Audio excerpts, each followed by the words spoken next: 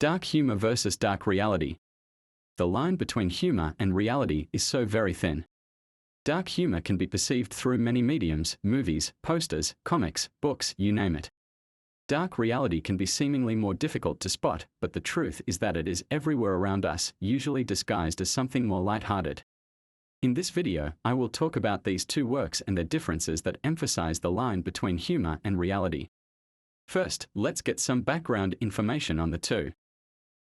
The first work is The Gashlacrum Tinies, or After the Outing, by author and illustrator Edward Goy. The illustrated alphabet book published in 1963 features 26 children whose names begin with each letter of the alphabet and includes a tragic one-sentence story of their passing. A few iconic deaths we see are: K is for Kate, who was struck with an axe; L is for Leo, who swallowed some tacks; S is for Susan, who perished of fits; and T is for Titus, who flew into bits. Though this children's book can seem extremely morbid, it's meant to be satire and a fun peek at every parent's worst fear or paranoia. It's seen as humorous. Now let's take a turn. Next is the very recognized photograph titled The Vulture and the Little Girl, also known as The Struggling Girl. Kevin Carter, the photographer, was invited to Sudan by Operation Lifeline Sudan to photojournal living conditions to raise awareness on the situation. It's said that photojournalists were told only to document, and that's what they did. This photograph made its first appearance in 1993 in the New York Times. It caused quite a controversy and received lots of backlash from the public. This was because the public wanted to know what happened to the little boy, who was originally thought to be a little girl, and most were very angry at the photographer for supposedly not doing anything to help the child. Kevin Carter later made a statement notifying the public that the child appeared to have made it to his destination. The photograph did win the Pulitzer Prize for Feature Photography and Picture of the Year by the American magazine. Kevin Carter sadly died by suicide just 4 months after winning those awards, and left a note stating, "I am haunted by the vivid memories of killings and corpses and anger and pain, of starving or wounded children, of trigger-happy madmen, often police, of killer executioners." It is clear that the reality of the photographs was enough to haunt him and drive him to suicide. Now that we have a bit of information, we can begin to dissect each specimen. Although Edward Goy's book is composed of possible, but maybe unlikely, events, it's still fictional and made up from Goy's imagination.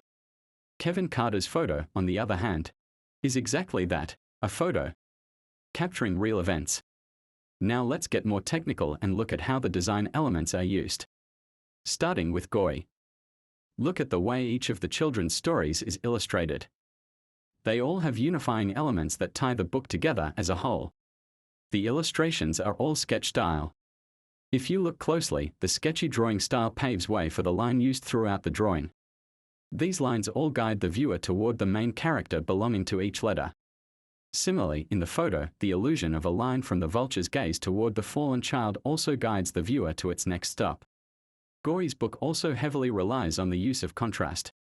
You see it most obviously in the color difference between the black ink and the white paper used to create the drawings.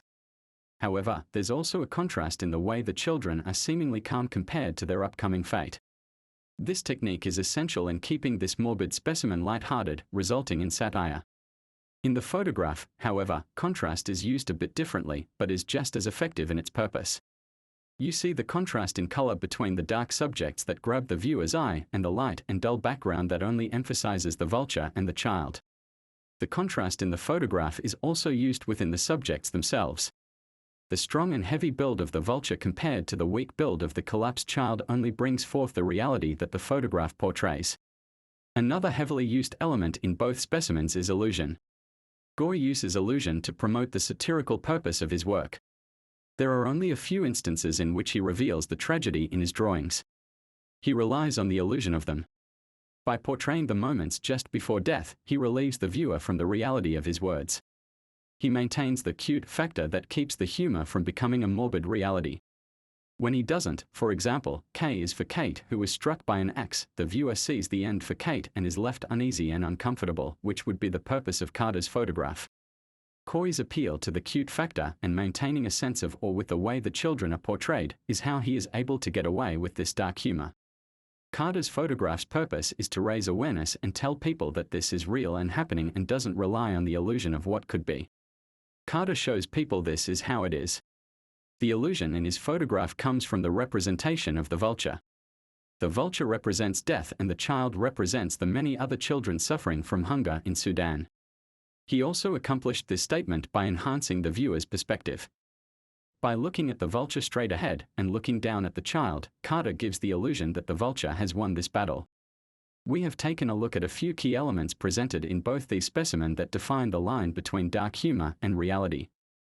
Now we see that the line between the two is very thin. A few strategic moves can make any morbid reality into a humorous affair, just as a humorous affair can easily become a morbid reality.